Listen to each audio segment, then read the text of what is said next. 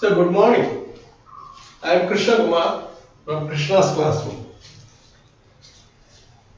Today we embark upon a new path, that is analysis of the linear transformation T.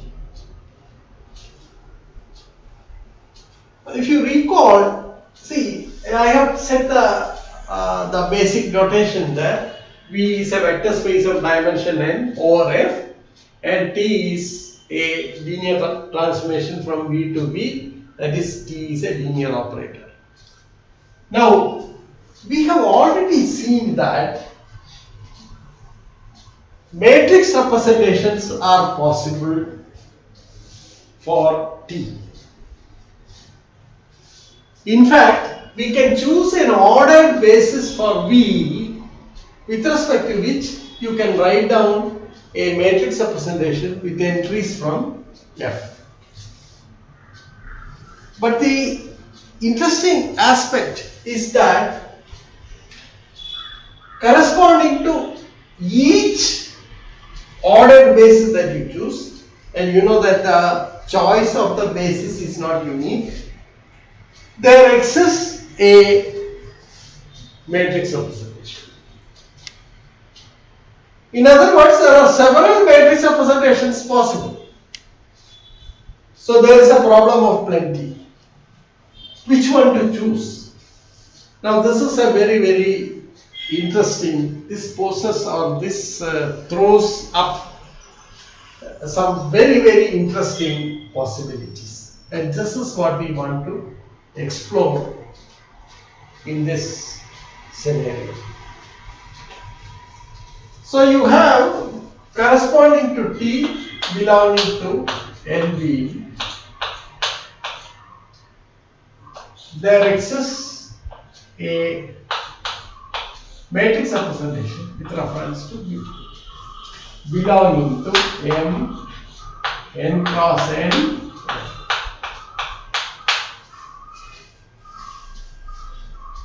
and we have already seen that it's not that any arbitrary matrix can be matrix belonging to the class M, N cross N, F can be made to represent T by a suitable choice of the ordered basis. This is not possible. Now you see that the identity operator and the zero operator are of a special class, in the sense that if you choose an ordered basis, no matter what ordered basis you choose, the representing matrix is always the same. Namely, for 0 it is the 0 matrix, for identity operator it is the identity matrix. These are very exclusive. But when it comes to other linear transformations, you see that the matrix representations would differ from from one basis to another. Therefore, we explored this problem later. So, as I said, given an arbitrary n by n matrix, there is no way it can be made to represent a given operator by choosing an ordered basis. Sometimes it is possible, but not always. And we have also explored in detail what is the relation between two different matrices which may represent the same linear transformation with respect to two different ordered bases. And this we have seen that is of this type. So if B prime is another ordered basis,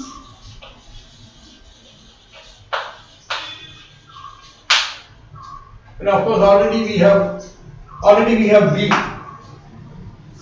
Then the matrix representation with respect to B and the matrix representation with respect to B prime are related.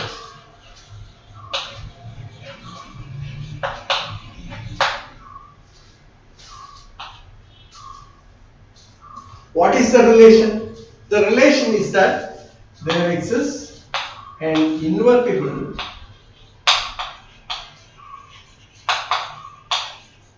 linear transformation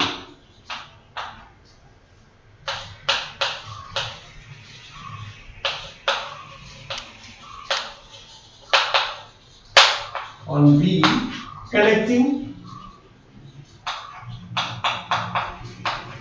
B and B prime.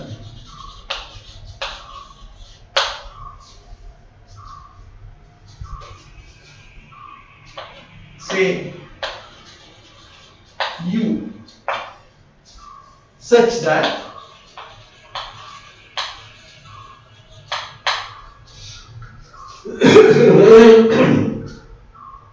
P B prime U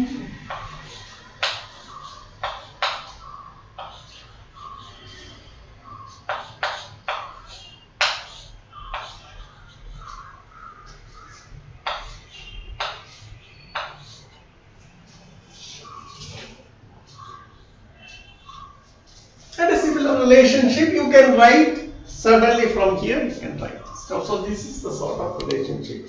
So this is an n-by-n matrix, an invertible matrix. This is the matrix representation for T with respect to B, and this is the matrix representation of U with respect to B, and they are connected in this way. Or one can write that if I write, so if I write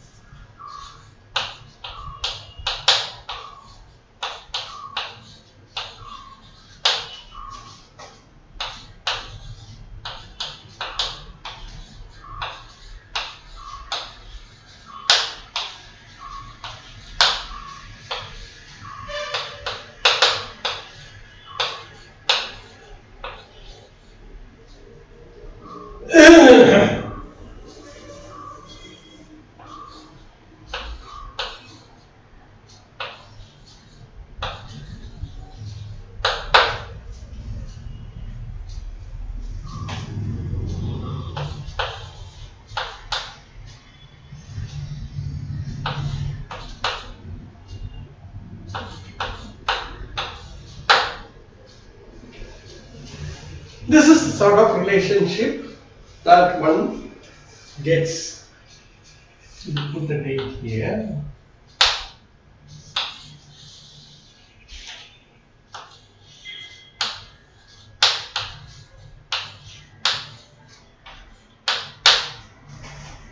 Okay.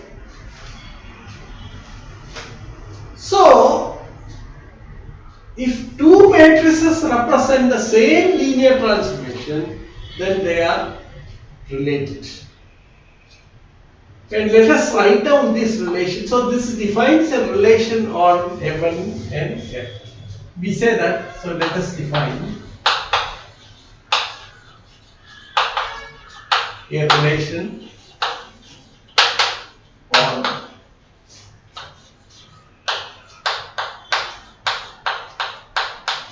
by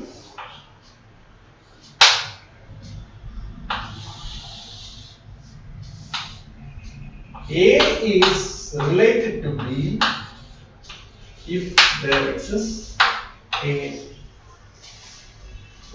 invertible matrix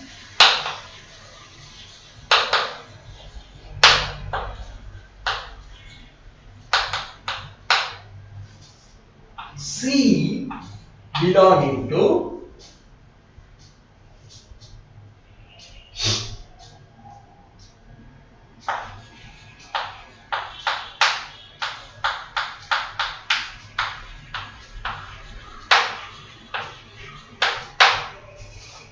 B equal to. So this is our definition of the relation that we have.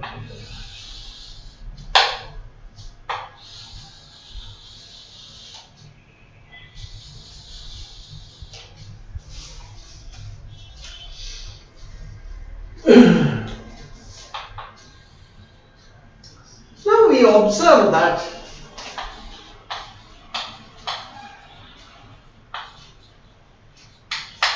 this is equivalence relation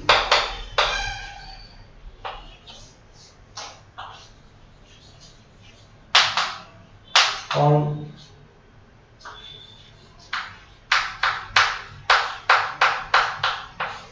that's quite easy to prove, because you see that A is related to itself, because you can choose the identity matrix as C. Okay, so we observe that one, A is related to A,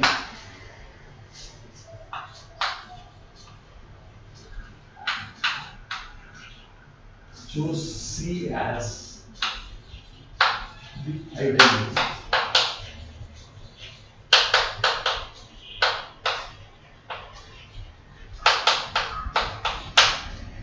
Two, A is related to B implies B is related to. That's because you have got B equal to C A C inverse for some C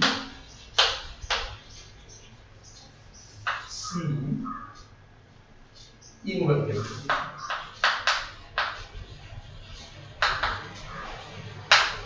That implies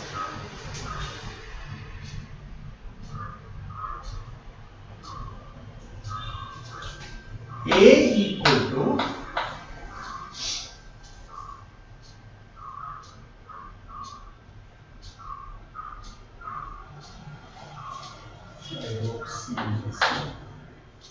A equal to C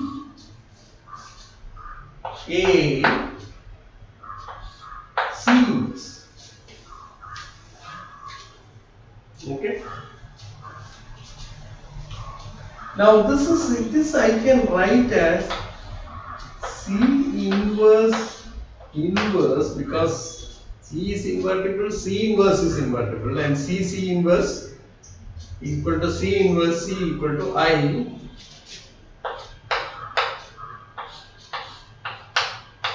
Therefore, the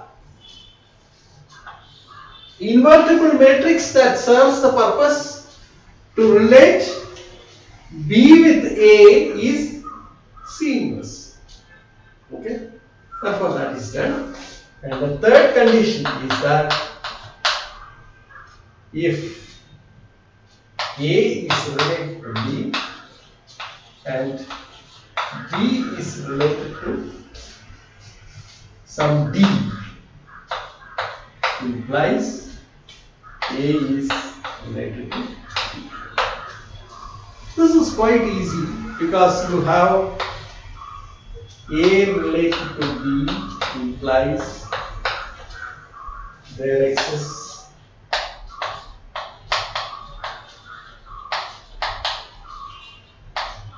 C1 invertible such that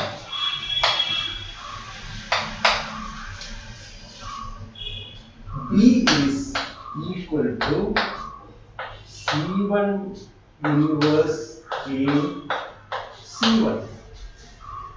Similarly, B related to D implies there exists invertible C2 such that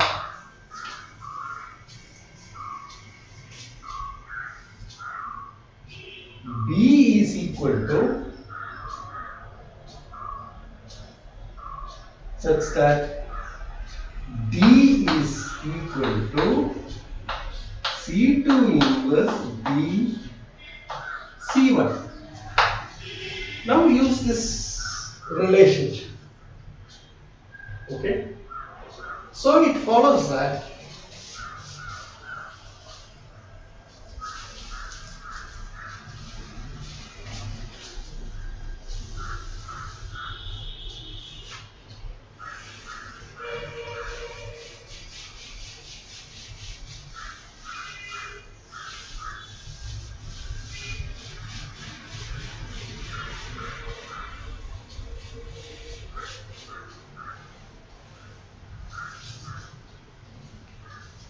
therefore this implies that D equal to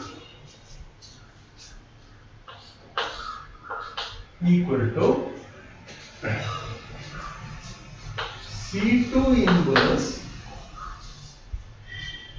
C1 inverse A C1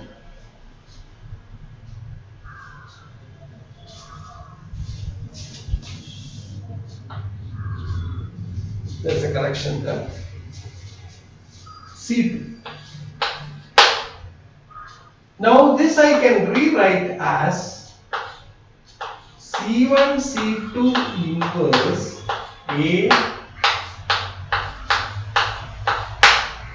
So I can call C1 C2 C, and you know that if C1 and C2 are invertible, C1 C2 is invertible. Therefore we have proved that D is equal to an invertible matrix, the inverse of an invertible matrix times A and the invertible matrix. Therefore,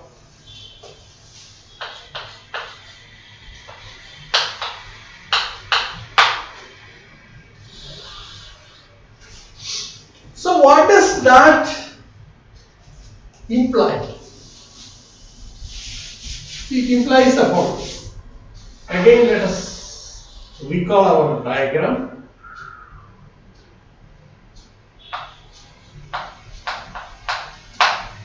So we know that this relation is an equivalence relation. What does it do?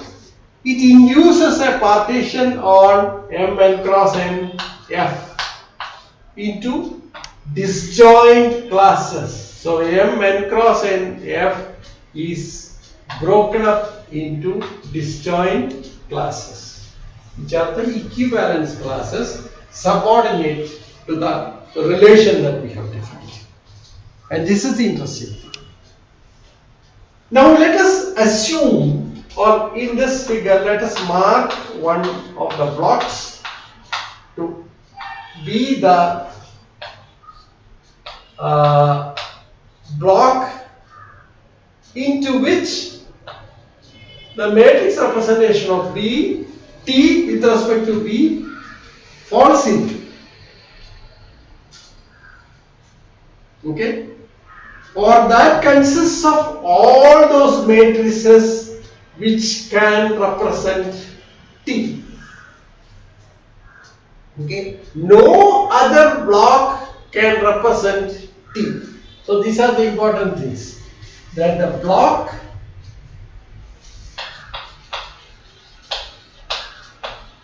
the shaded block in the diagram represents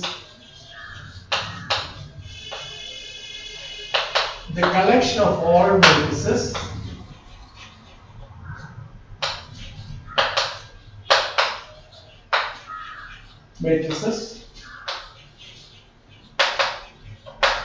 that represent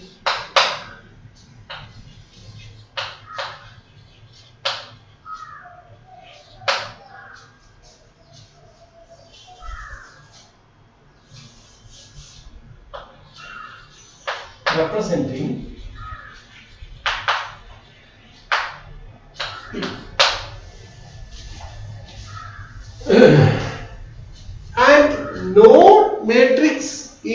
other blocks can ever represent T. So this whole block takes care of the linear transformation. That's a very fascinating information. Therefore, the question we can ask is, since there are plenty of matrices that you can choose to represent T, our question is this: is it possible to choose a very convenient representation? And we have to be very clear in our mind what exactly we mean by a convenient representation. So we will make this question precise in a minute or two. So the question is this: is it possible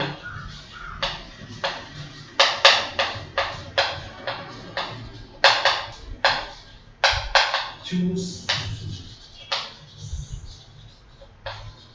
nice matrix, put it in inverted commas, which represents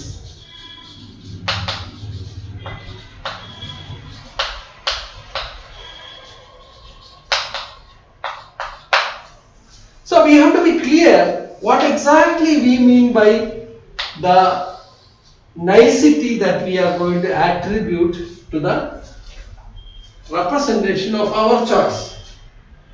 Okay? So what are the qualities that you require for matrices? We know that matrix operations, especially multiplication, is not a very simple thing to do.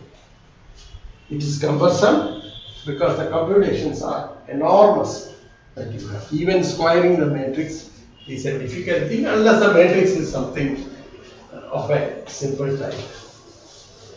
So what we are asking for is the niceties that we are after are the following. What do we mean by? Okay.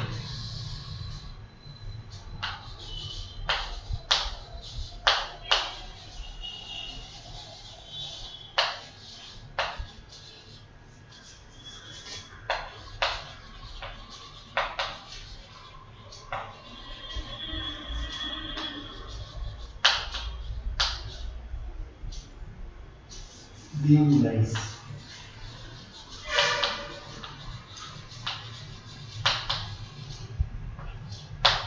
What would you consider as being nice? Let us be clear about it.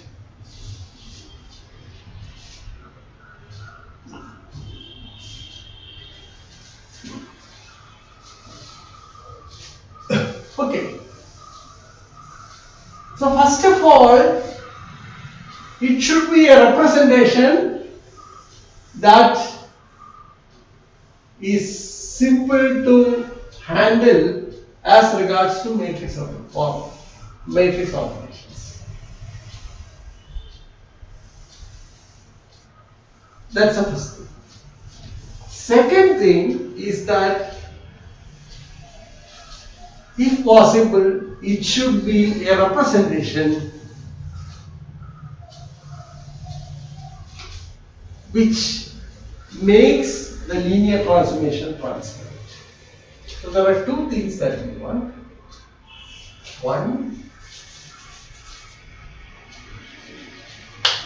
nice means one,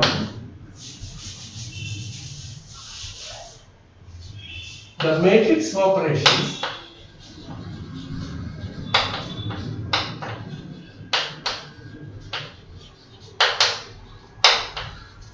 especially multiplication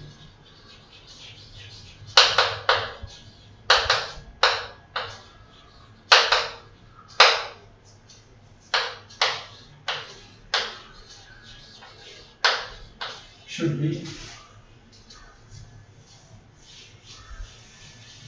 simple.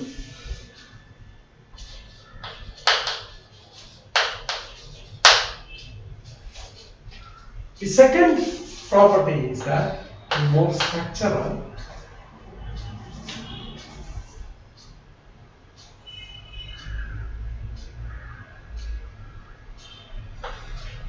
Such a representation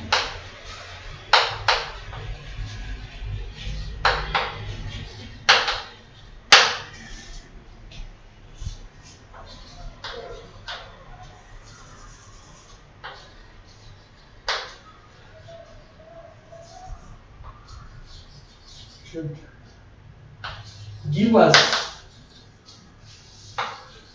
insights into the operation of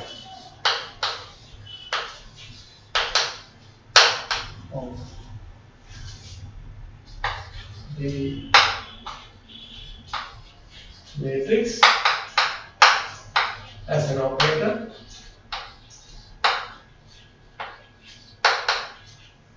or equivalently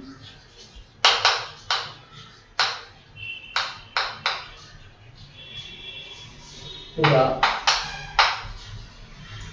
operations of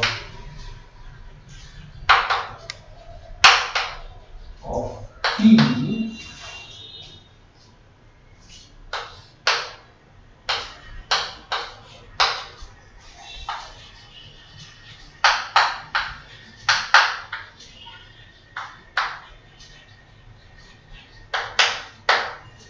purposes. Now this is what we are looking for, or in short,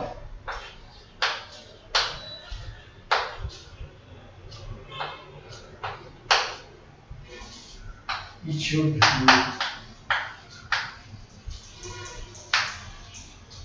a transfer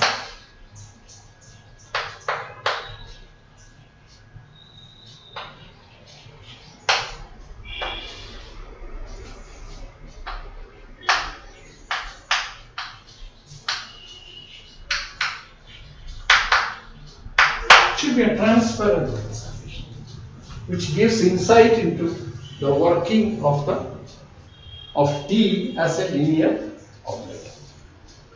Okay, so that's we are after. And in this context, from our experience of working on matrices, we have found that those constant matrices, identity matrix is something very simple. But we know that every linear transformation cannot be represented by, no linear transformation can be represented by identity matrix other than the identity operator.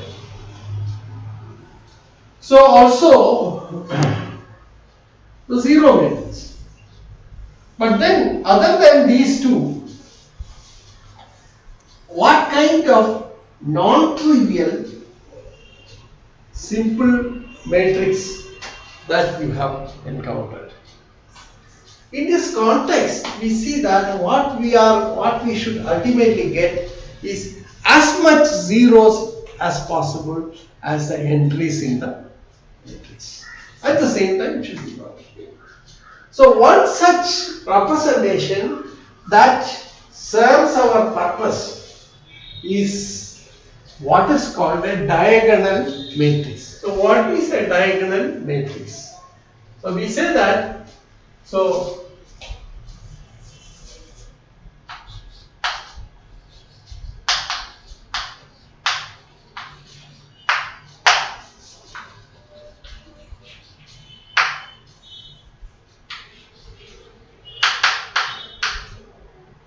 is something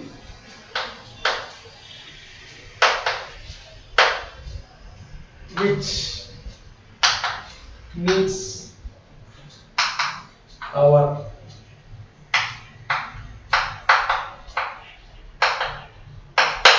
if at all such a representation exists, because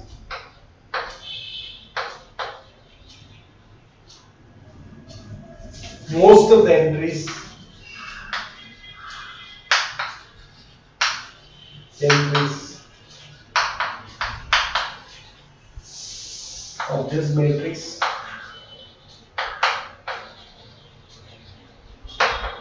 are 0,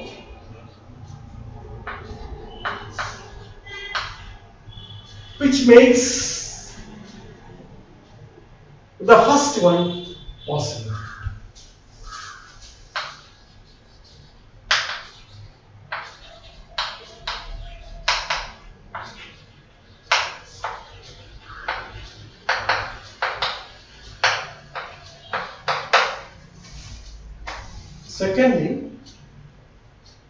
Secondly, it's more sophisticated because I have shown it. We shall see that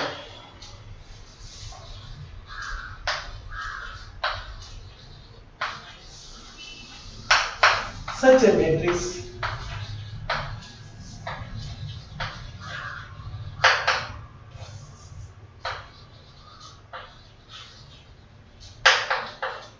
is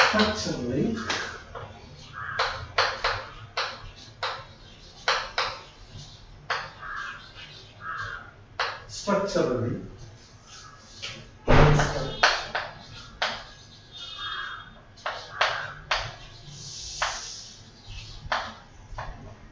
Let us explore this statement. Now, we say that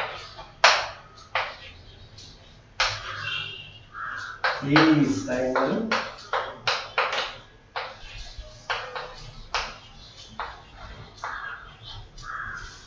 if and only all non-diagonal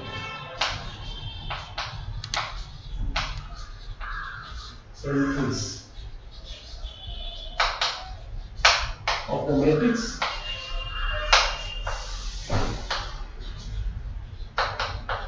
are 0.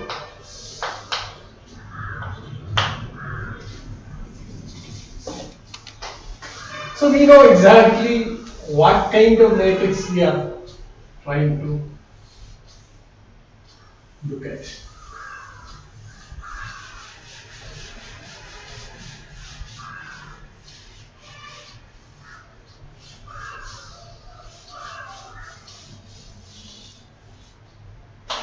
Okay, let us first convince ourselves that it meets the first objective.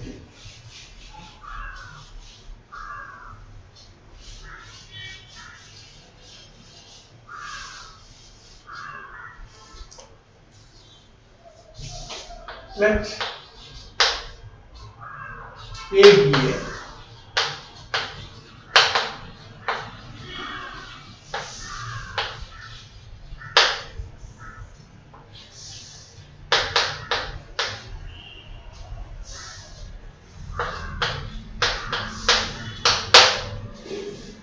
Then A is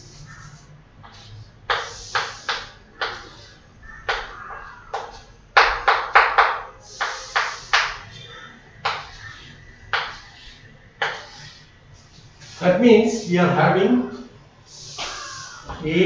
Aij equal to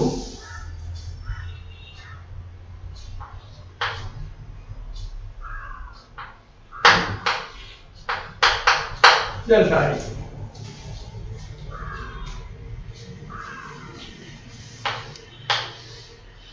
By which you mean that whenever I is different from j, this is 0. Whenever j equal to I, it will be lambda I. Okay. So this is the nature of this matrix. Now one observes that if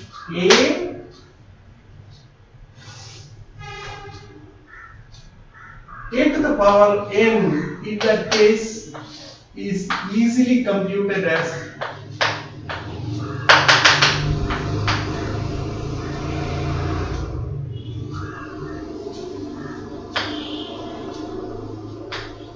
for any positive integer k.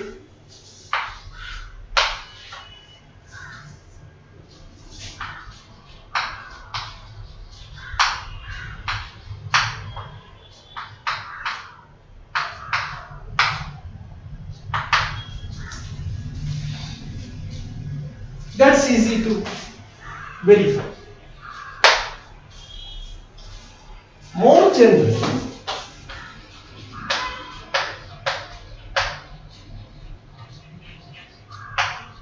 if P is a polynomial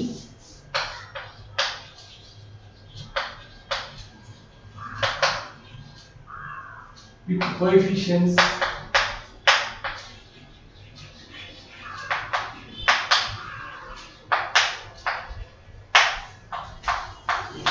one can compute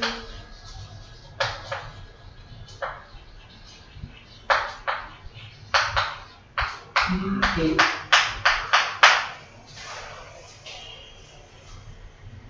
where PA is equal to Px equal to P0 plus P1x.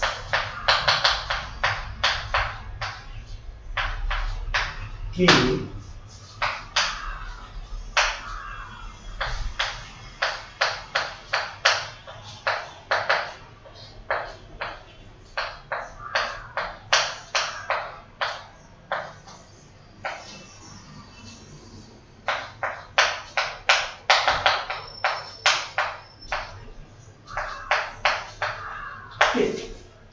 This is well defined because a to the power k is well defined.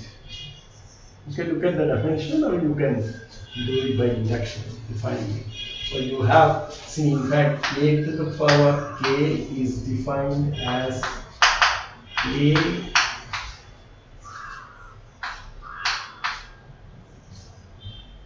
to the power r is defined with the understanding that a to the power 0 is equal to I. Okay, so that completely defines this one. Okay, PA is defined, and you see that if A is diagonal,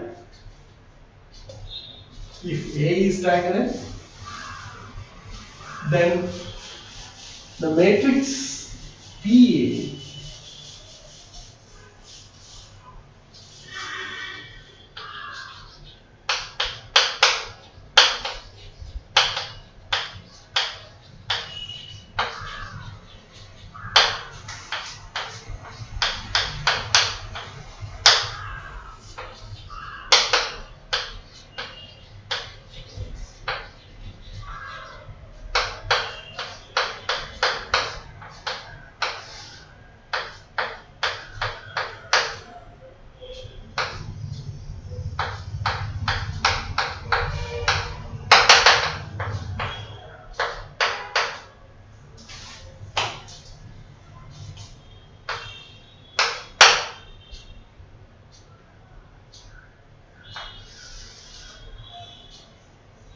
P lambda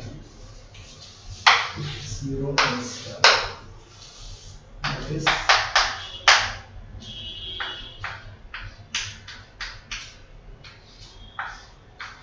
the ith element is given by P lambda K.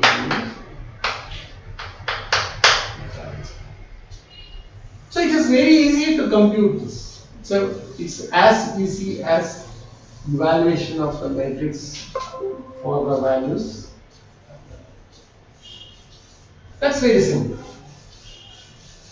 So computationally, a diagonal matrix is very handy. Okay. Now coming to the other aspect of it. Okay. So we look at the following. You know that A can be considered as a linear operator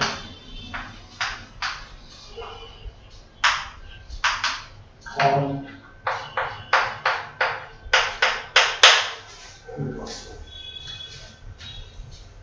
That is the following, that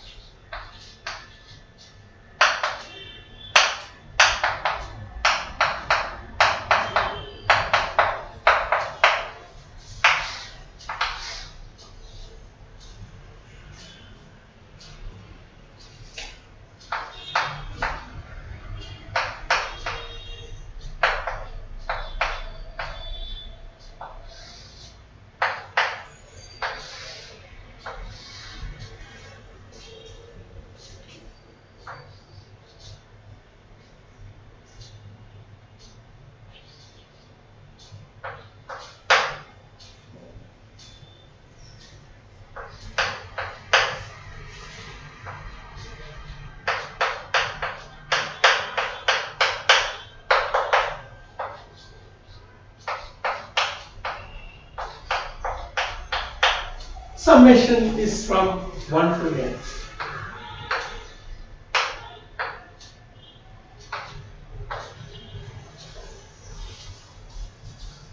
So this is how the operator works. It takes a vector x from Fn cross 1 and transforms it into another vector in Fn cross 1. This we have already seen, and we know what exactly we mean by that. Okay. Suppose A is diagonal, then what advantage you have?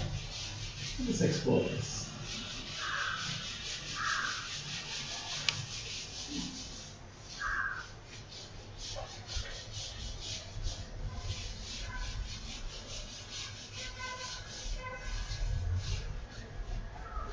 Suppose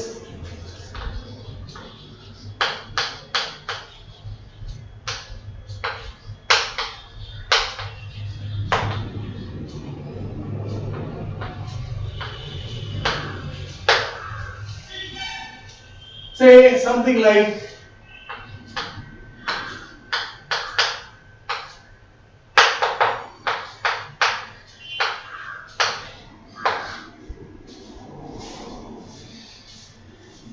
then we note that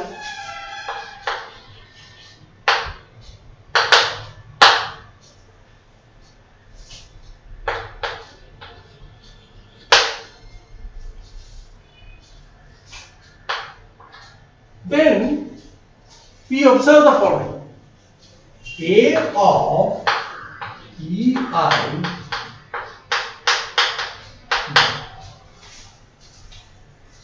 where EI is defined as a column vector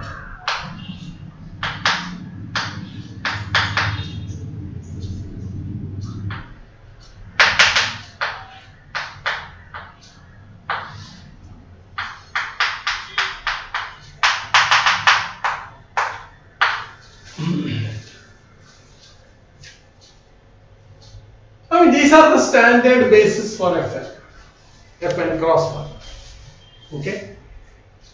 Now it maps AEI to EI. What it does? It does not change, alter the vector, the direction of the vector EI.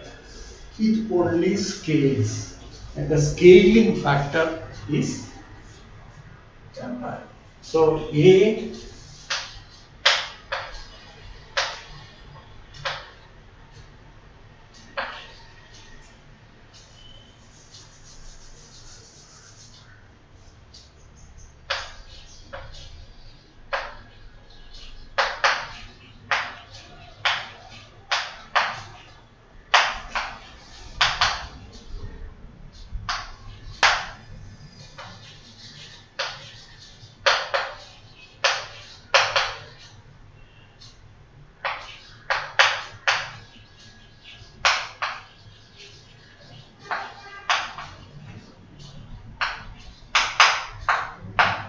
by a factor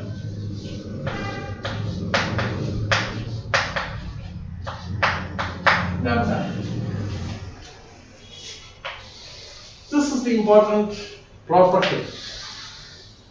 In short, suppose Wi equal to the span of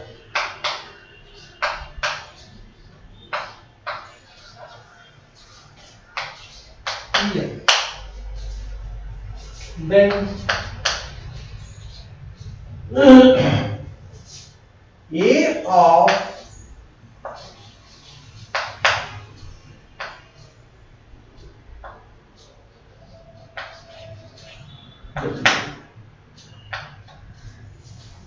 A of Wi is contained in Wi. That is A gives Wi invariant.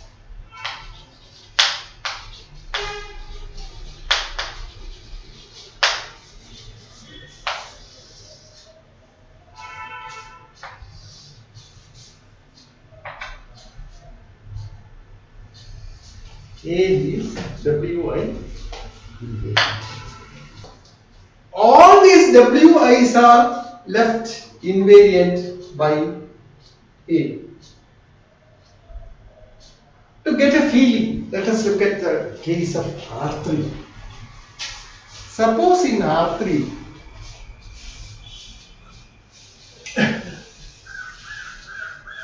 then you can actually picture it.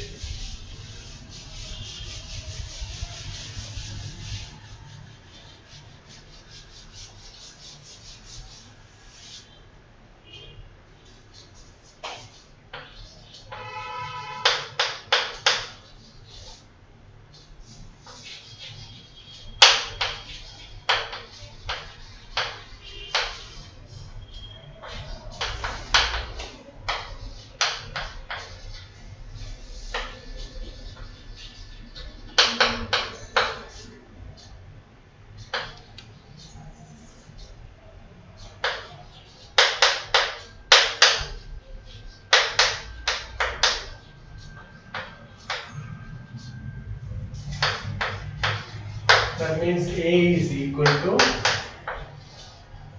lambda 1, lambda 2, lambda.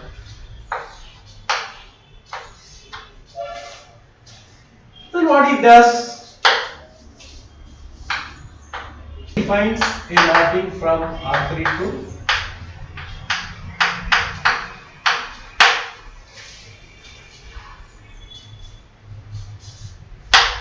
and you have A, E, I, where EI is equal to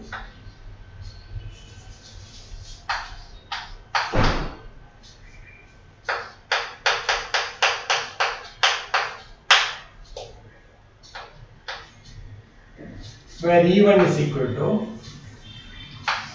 1, 0, 0.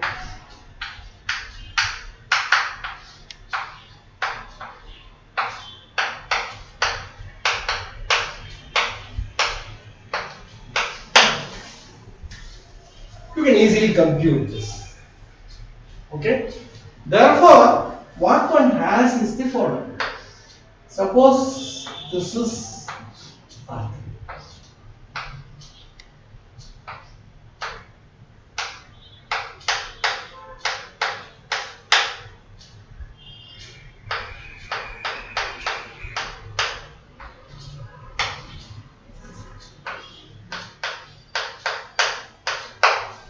Then what A does is that the A scales this vector by a factor lambda, this vector by a factor lambda 2, this vector with a factor lambda 3. It does not change the direction at all, except when lambda is negative, then what happens is it is again along the same line, but probably the direction is reversed. That's all what happens. This is the kind of scenario that you have, whereas it's moved into some other position depending on what that vector is. For example, you know that this is a standard basis for R3, and in general, suppose x is equal to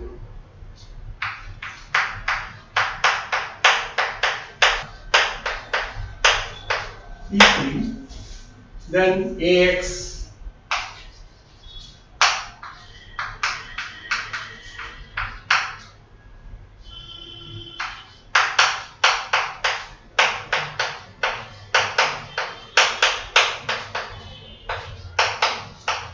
easy to calculate.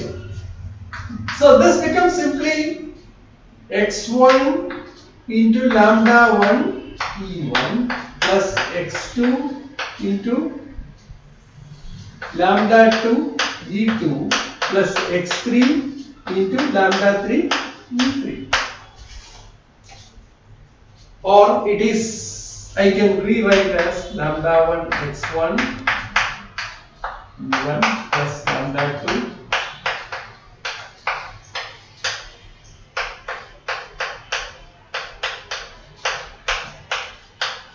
or the vector or the point x1, x2, x3 in R3 is now moved to the point lambda 1 x1, lambda 2 x2, lambda 2 x3.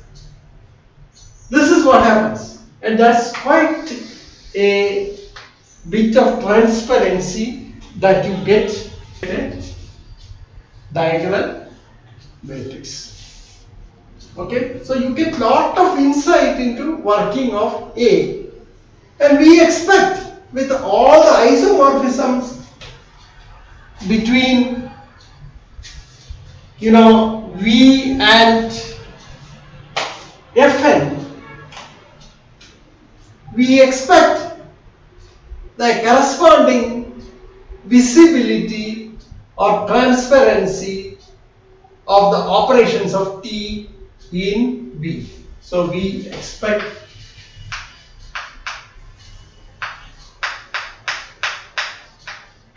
a similar drama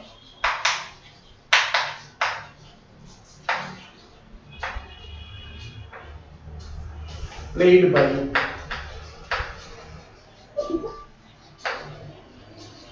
T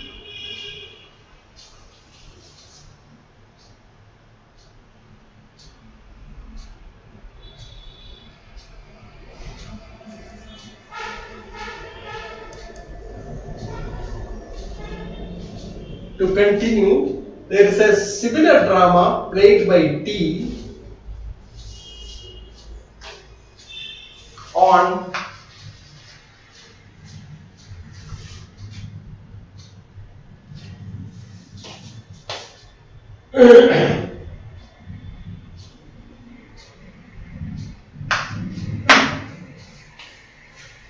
that means corresponding to EI, you have a VI in V whose linear span will be left invariant by T. This is what we expect. Okay, that means to the action of the abstract operator T, we get lot of insight into. And this is the most beautiful part. You can diagonalize it. Okay? So we have seen that in some way it makes T very, very transparent. Okay? So we would certainly love to have a diagonal representation if that is possible. Okay? So all this makes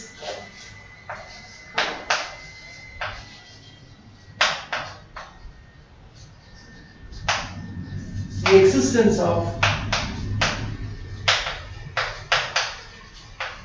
a diagonal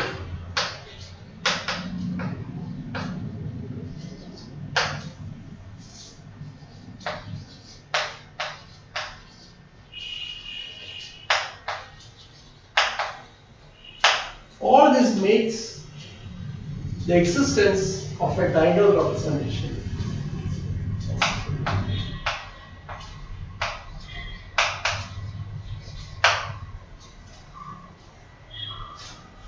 Not possible, very desirable.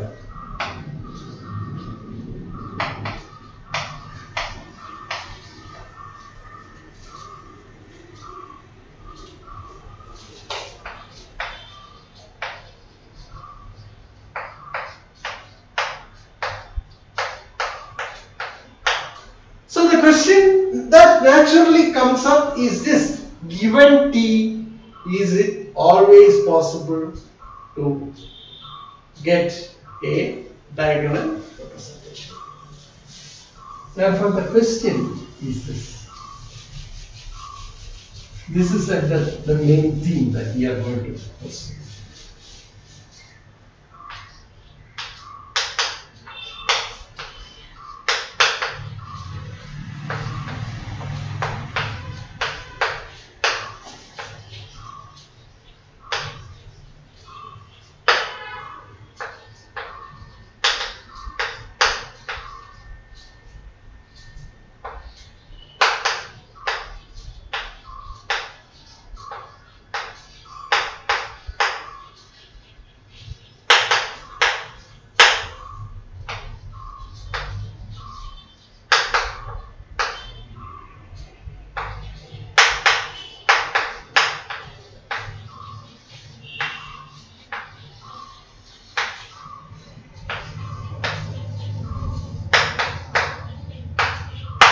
That's the basic question that we are going to address.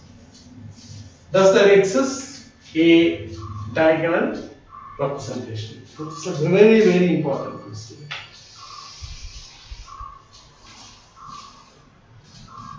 If it is there, then you have all the advantages that I have listed. So our exploration will be to see whether there exists such a diagonal representation or not. Now let us work on this question. This question will take us quite deep into that problem.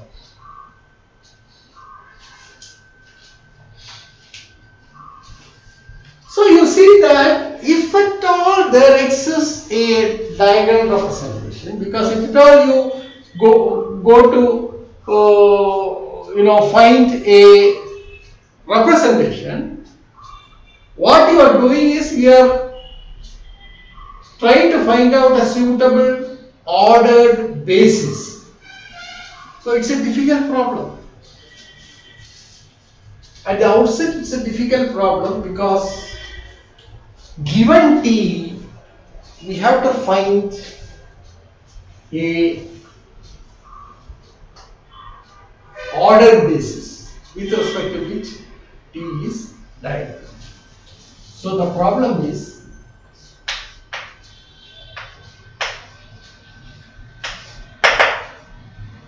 this is at the outset a difficult problem. This is indeed difficult.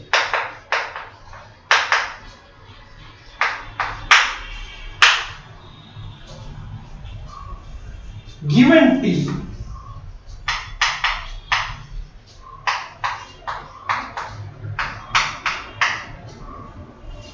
how to find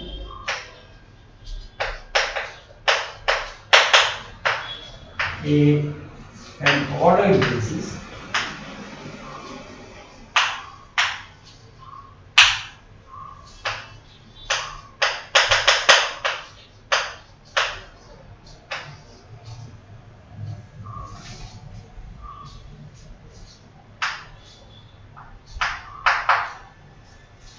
such that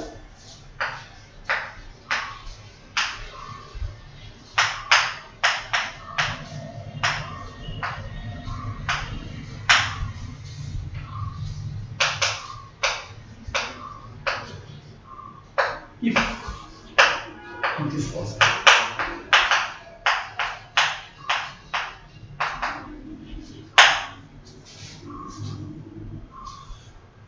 So this is the central problem. to get hold of an ordered basis with respect to which TV is diagonal. Is it always possible?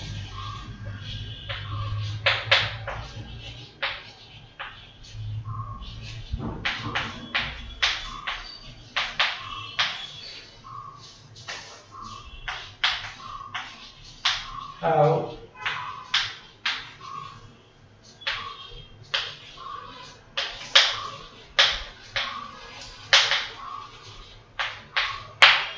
Now this is an existence problem. This is an existing problem.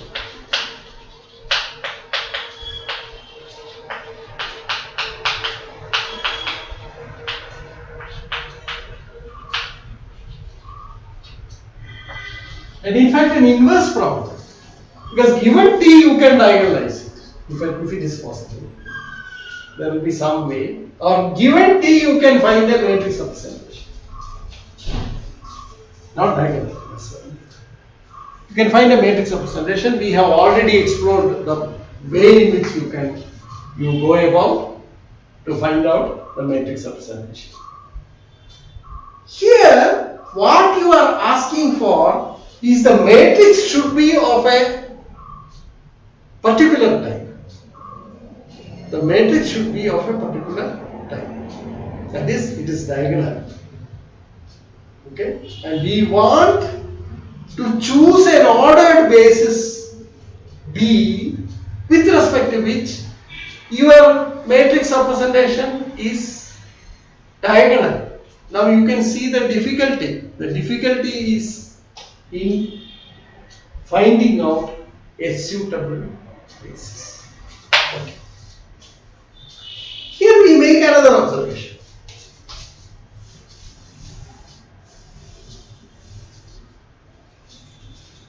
Suppose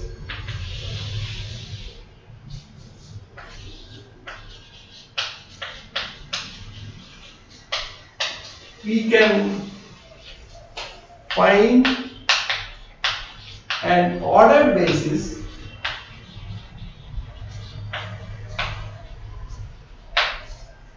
B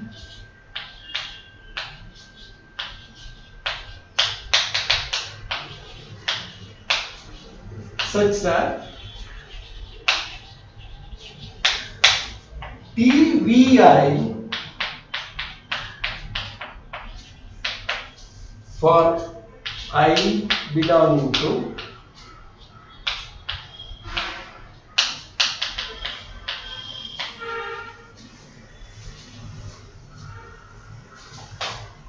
then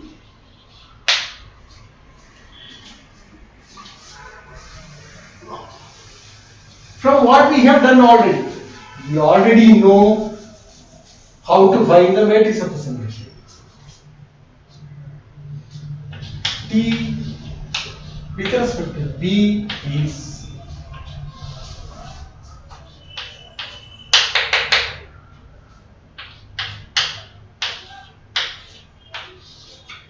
diagonal.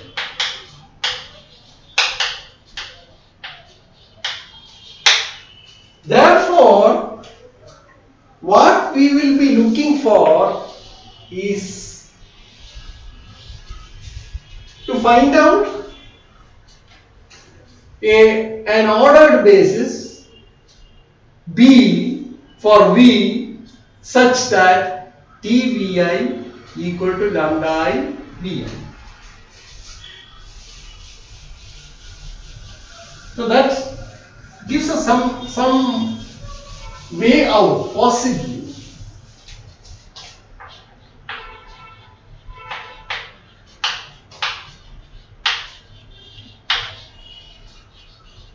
Looking for a basis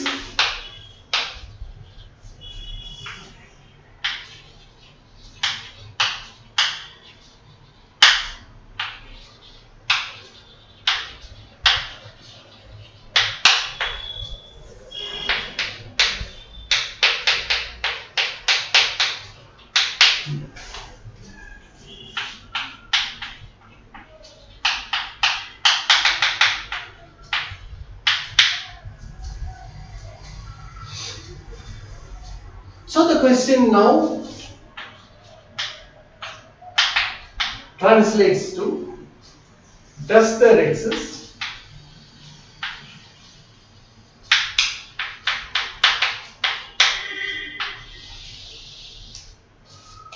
an ordered basis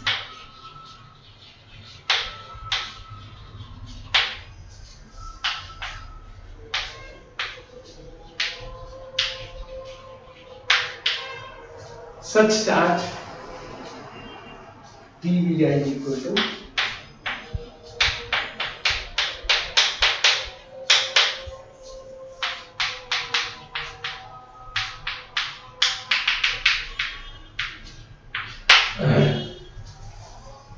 so that is the central problem.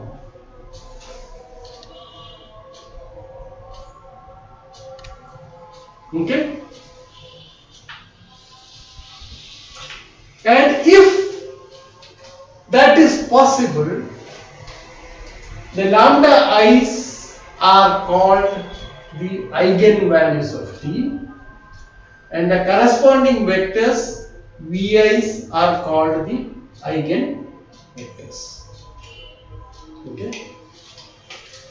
So we can structure it. Formally write down what exactly is this problem.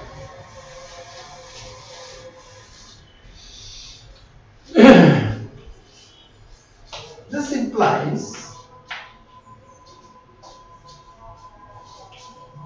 okay, we give something.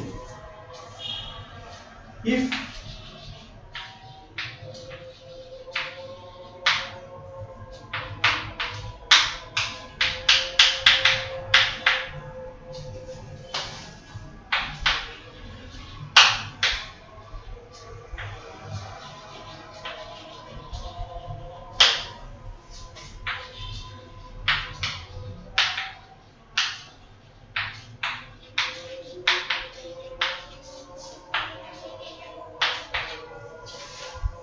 corresponding to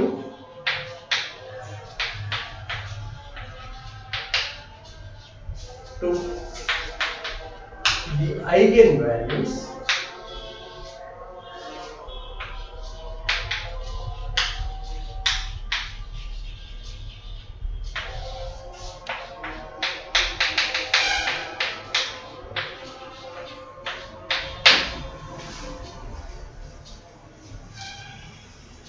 so we shall explore this one.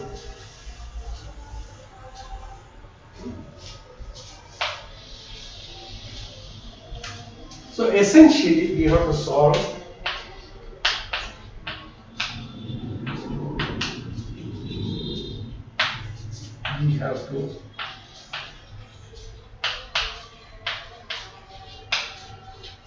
the equation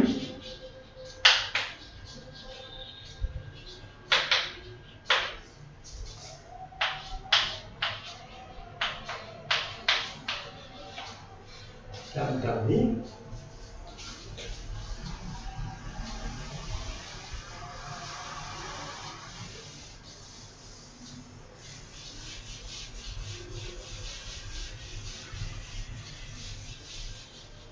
with the v belonging to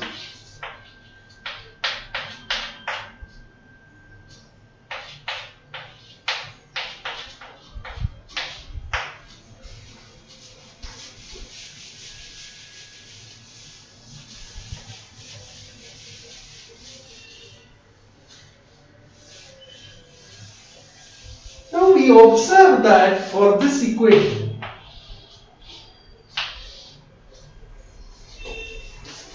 for the equation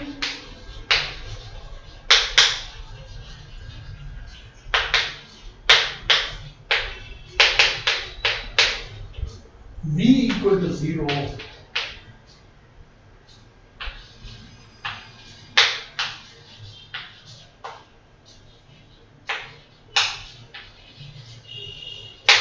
solution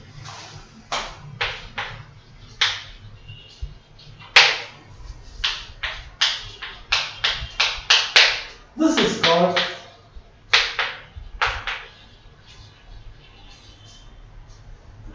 the trivial solution.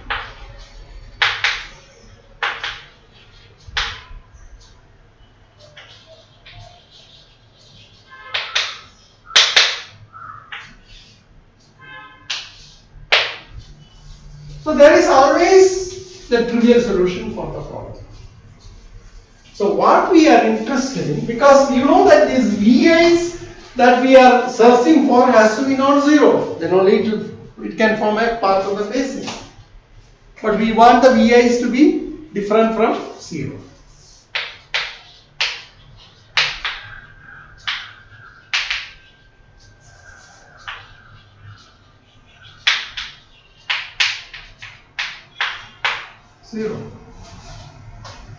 Because then only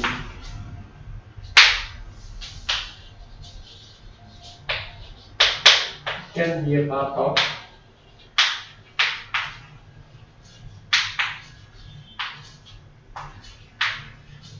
basis. That's the important part. Therefore, our search is this. Therefore,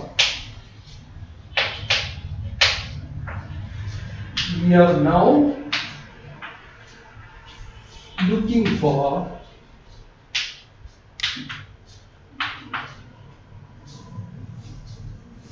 solutions of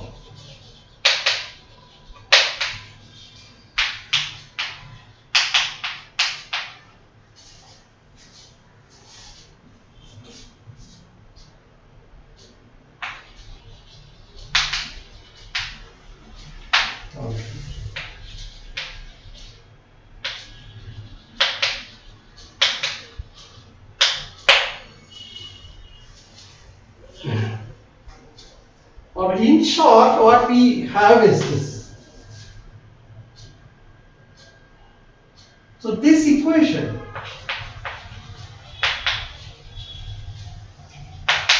can be rewritten as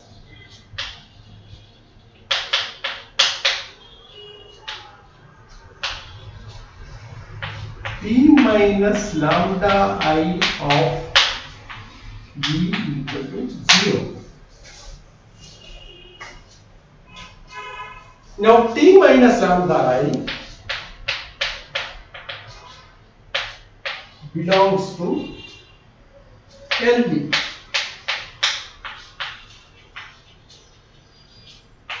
Lambda.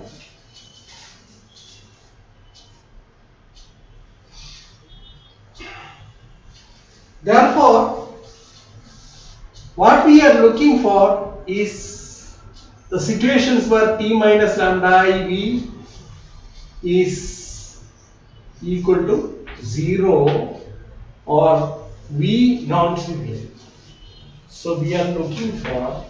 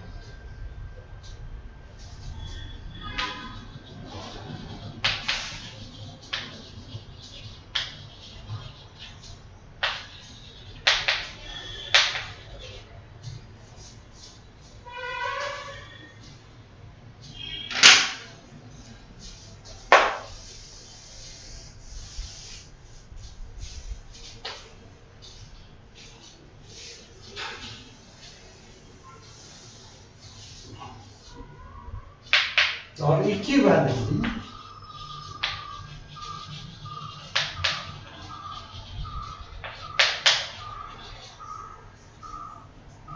T minus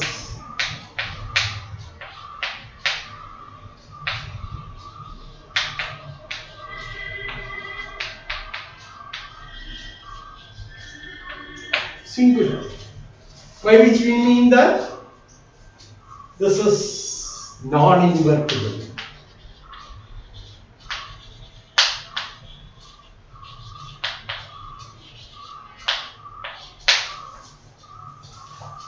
That means, or put it the other way, T minus lambda I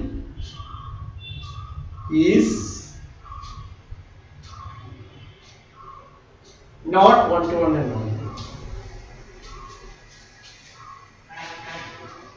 Okay? Or not 1 to 1. That is t minus lambda I.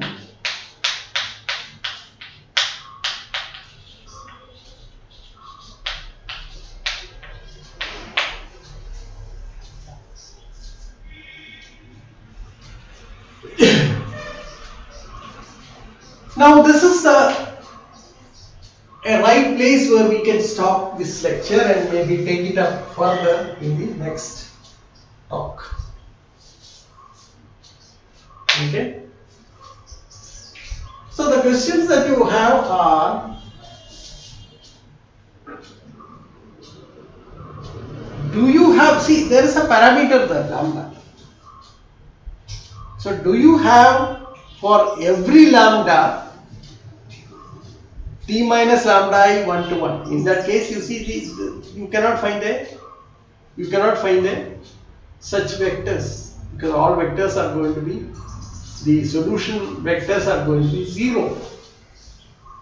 So we will be true if there are some values of lambda for which this is t minus lambda I is singular.